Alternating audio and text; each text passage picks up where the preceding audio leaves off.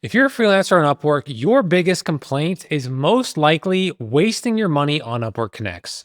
It's definitely the biggest complaint that Jessica and I see when people talk about Upwork, and it makes total sense why that would be most freelancers' biggest issue with using Upwork. So, in this video, we're going to talk about how to actually create a system so that the money that you spend on Upwork Connects actually has a return on investment, and you're not just throwing your money into a pit every single time you use Upwork. All right, so Jessica, let's start with the first thing that freelancers need to do if they're trying to minimize the amount of wasted money on Upwork Connects. First things first, do not send proposals until your Upwork profile is perfect.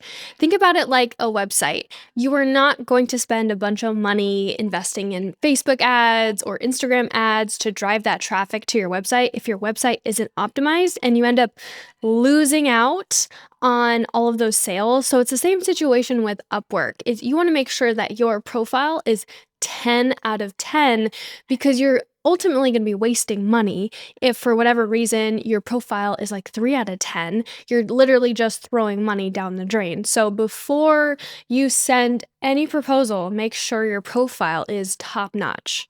Yeah, so I wouldn't say you need to go as far as to have a 10 out of 10 profile, but this is where most freelancers on Upwork go wrong when they're talking about I'm spending all this money on Connects and I'm not even getting, any invites, I'm not getting any responses to my proposals. It's most likely because your profile is simply not competitive enough with the people that are also submitting proposals to that job.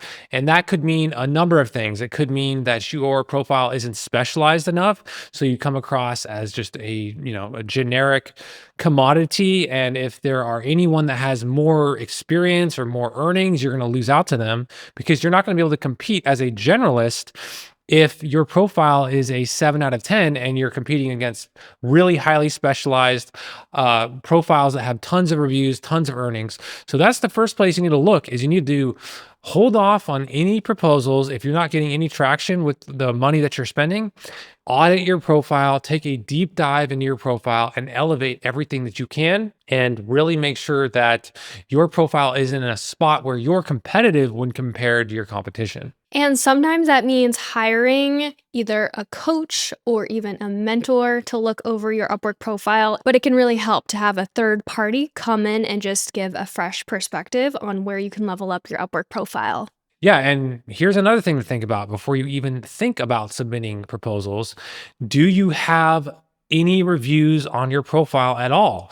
Do you have those initial 2 to 3 5-star reviews that actually have, a couple sentences from the client talking you up, talking about what an amazing service you had? And if you don't have those initial reviews, stop sending proposals and put all of your time and effort into converting a real world client into an Upwork client. Because here's the thing, no one is going to take that chance on you if you're trying to earn more than $20 an hour. Like if you want to earn decent money on Upwork, you have to have the reviews to back that price up.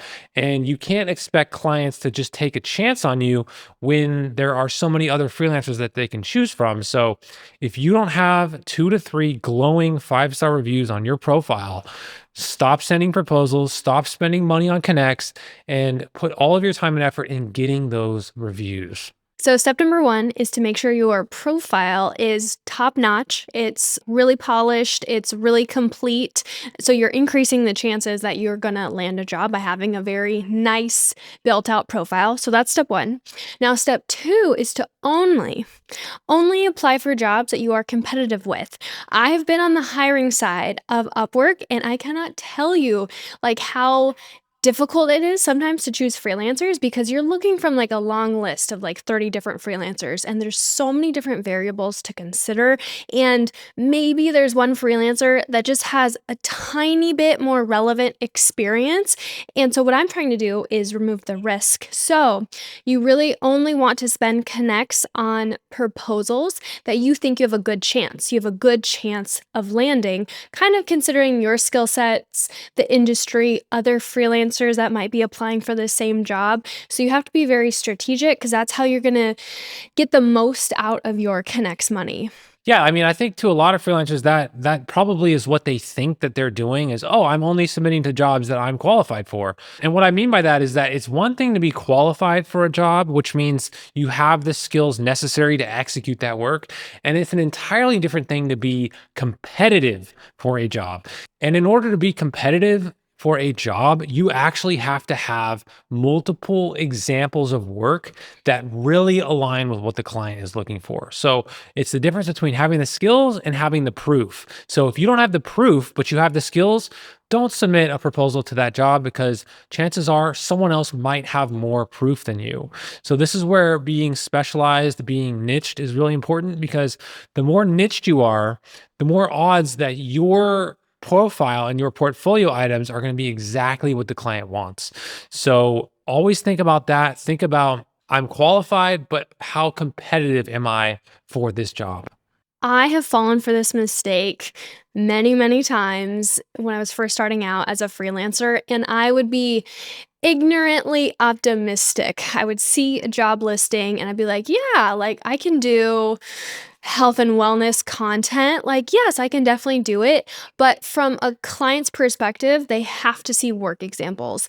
They are not going to hire you unless they see at least one work example that is relevant to the industry that their brand is in. So just don't waste your time and learn from my mistake. Like, they just have to see the proof. They just have to see work examples that are directly related to the job description.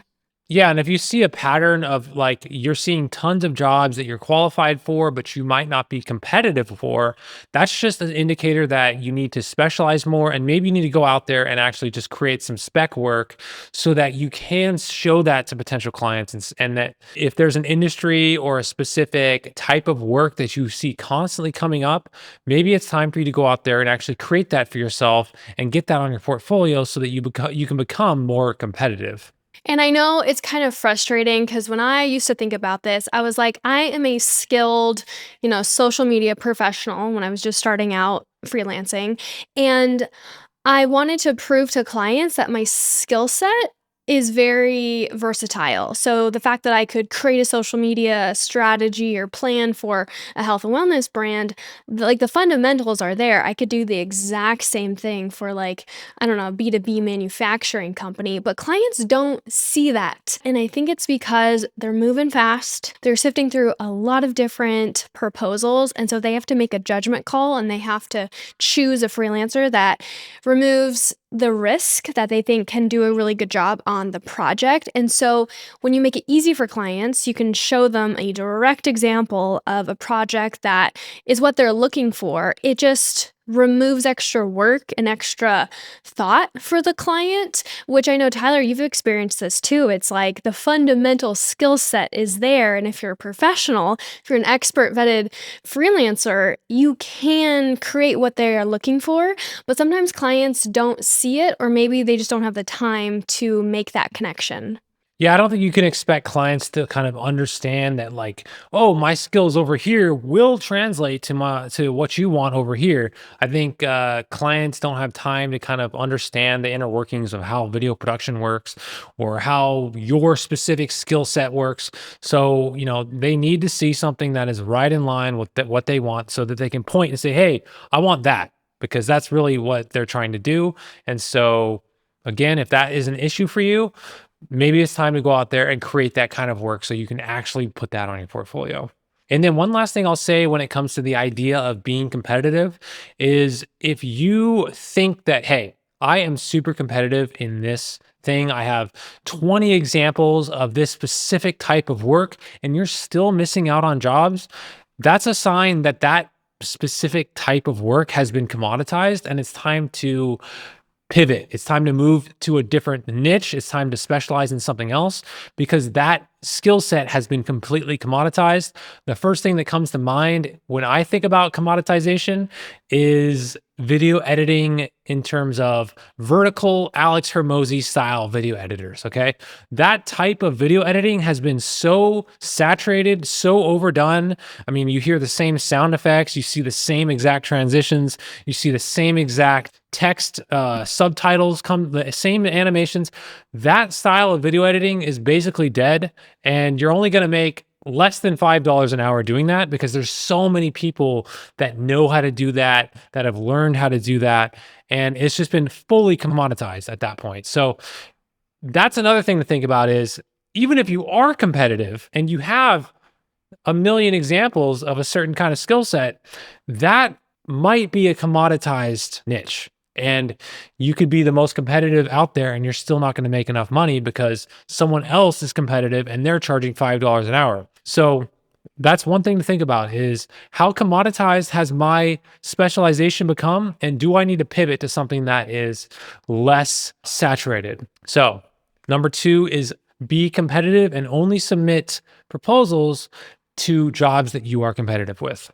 Truthfully, that's exactly what happened to me. I was in social media management, and then I started to notice that there were more and more freelancers becoming social media managers, and I started to see prices drop, and it seemed to be a commoditized service. And so that's what kind of sparked my pivot to shift to more marketing management because I could kind of break free from this social media commoditized service, charge the rates that I thought were fair given, the projects that I was working on, and I had more of an impact to results. So I think that's something too to take into consideration with a commoditized service is like, are you providing value? Are you providing meaningful value that increases the revenue of a business? And I found that with social media management, I could not tie my work to the business and to business results versus with marketing, I can do that a lot easier. Yeah, so really when you see your specialty getting commoditized, you have two choices. You can pivot to an entirely different niche, or you can become even more specialized. You can dig deeper into your niche. So like Jessica could have, as an option, become a social media manager for luxury real estate brands. Like that's something that she could have done. I don't know if she did the research on that, but she decided to pivot to a different niche altogether. It's up to you to do one of those two things. Another way to stop wasting money on Connects is to be early. Submit your proposals early. Try to be a part of the first 10 proposals submitted to a job because this is going to increase the chances that a client is actually going to see your proposal. I've been on the client side of things. I've hired freelancers on Upwork, and usually clients are in a rush. They go onto Upwork and they want to find the right fit quickly.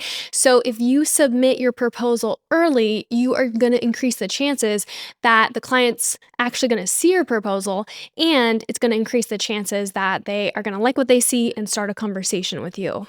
Yeah, I think that's probably one of the most frustrating things about being a freelancer on Upwork is putting together an amazing proposal. You're really qualified, you're really competitive, and you spend the money to send that proposal and they don't even view it. Because I know Upwork now actually, thankfully, provides that information to you as a freelancer. They tell you when the client has actually viewed your proposal. So one of the most annoying things in the world is when you send an amazing proposal and they don't even see it. You can get around that by being early and actually submitting your proposals before they get flooded with maybe qualified freelancers. So try to get in there early before they get their 10th one. The odds of them actually seeing it, which is a huge barrier, is a lot higher. And then obviously, that is going to help them actually see your proposal by getting there in there early. Make sure your proposal does all the things that we say it should. It's specialized, it is customized to the job post, and it's not filled with a bunch of irrelevant information. It's straight to the point, and it provides exactly what they need to see to know that you're the right fit. So obviously, goes without saying, make sure your proposal is well crafted. But the next point I wanted to bring up is what kind of ratio should freelancers aim for in terms of Proposals sent and proposals responded to. That's something that a lot of freelancers have a lot of confusion about is, what are my numbers? What kind of ratio should I be, striving for in terms of what I'm spending to actually get someone to respond to my proposals? And what we've seen over our years of experience on Upwork is that you need to be aiming for a ratio of somewhere between 10 to 1 and 5 to 1 in terms of proposals sent and proposals responded to. So on the low end, you're going to be sending 10 proposals for every one response that you get. And then on the high end, if you're doing a really good job and your profile is really specialized, you're going to be sending 5 proposals for every one response. Something else to keep in mind is that as you climb the ranks on Upwork, that ratio becomes less and less important because you're actually going to be sending out less proposals the more successful you get because you're going to be getting invites directly from pre-qualified, pre-interested clients. So keep that in mind. But as you start out on Upwork, that is kind of the range that you should be targeting. And if you're falling outside of that 10 to 1 ratio, that means you need to look at your profile, look at the way that you're creating your proposals, look at your portfolio, and improve those things. And you would not know these numbers unless you are tracking your stats, which Tyler and I are very gung ho about because you cannot make meaningful decisions based on nothing. You have to have concrete data and concrete stats to start drawing accurate conclusions and to start improving on your stats. So we highly, highly recommend just keep track of it in a simple Excel sheet, a simple Google sheet. Just keep track of how many proposals you're sending, how many responses you're getting, how many sales calls you're getting. So start to build the habit of tracking your Upwork stats. Yeah, the thing about Upwork Connects is that you spend the money to, to put them into your Upwork bank, and then you kind of forget what you're actually spending in US dollars on these connects. So it's always important to know, okay, 3 connects is $1 or whatever the conversion ratio is. So always think about it in terms of your monetary system. Always think about it in terms of, okay, I'm going to spend 15 connects. That's actually $3. So I'm spending $3 on this proposal. Always try to get your mind in that mindset and not the Upwork Connects, because what they're doing is they're hiding what you're actually spending. So keep track of your numbers, always know what your ratio is. And once you do that, then you're not going to be worried so much about wasting connects if you know that your ratio is actually healthy.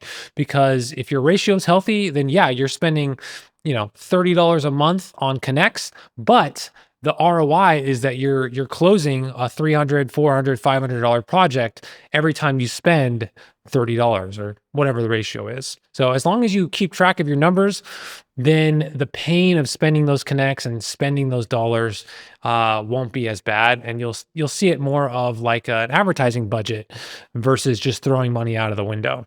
And I'm going to say something that might be a little controversial, but I know a lot of freelancers have been kind of complaining about how the cost of doing Upwork, of being a freelancer on Upwork is increasing year over year. And something I just want to point out is that in the grand scheme of things, the number of connects that you spend, if you are careful, if you are strategic with the connects that you are spending, it's pretty low. In the grand scheme of things, if you compare it to other marketing strategies, other like client acquisition strategies, it is relatively cheap. I know it might not feel like that, especially if you're a freelancer just starting out, but you think about it, there are companies that are spending a lot of money on Facebook ads, on Instagram ads. You have to pay in some sort of way, shape, or form. So hopefully that gives you a little bit more peace of mind that it's worth the investment. And hopefully all of these tips are helpful so that you are being really strategic and really intentional with the connects that you are submitting. Yeah, it's actually not that complicated to kind of figure out where things are going wrong and wasting your connects. If your ROI isn't there with the connects, that means that there's something wrong with your funnel. There's something wrong with your portfolio. There's something wrong with the way that you're positioning your profile. There's something wrong with the way you are crafting your proposals. It's not necessarily anything wrong with the way that Upwork is charging you to use their service, because look, Upwork wouldn't be able to survive if there was no ROI on these connects. People would spend the money, they'd lose the money, and they'd never come back.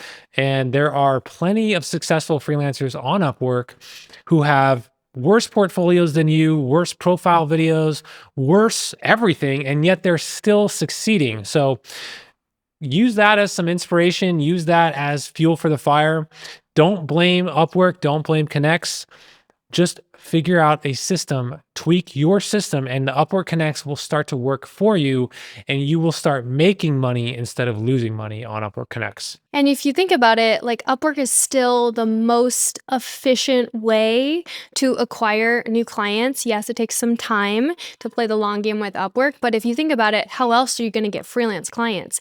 Maybe you have a website and you have to invest in SEO, or maybe you have to outsource some of that SEO work to eventually get your website up and running so it ranks so that clients are coming to you that way. But again, you're still investing time, energy, and other resources. And then if you think about social media, maybe you want to use social media to acquire new clients. You still have to put in the work. You got to put in the work to create the content, to write the captions, to show up day in, day out. So if you think about all the ways that you can acquire clients, Upwork is probably one of the easiest. I'll say that loosely. It's one of the easiest ways and cheapest ways to acquire new clients. I've spent money in many ways trying to acquire clients, and I just think about the LinkedIn Sales Navigator. What was that like? I want to say it was like $70 a month, and they gave you 15 in-mails, right?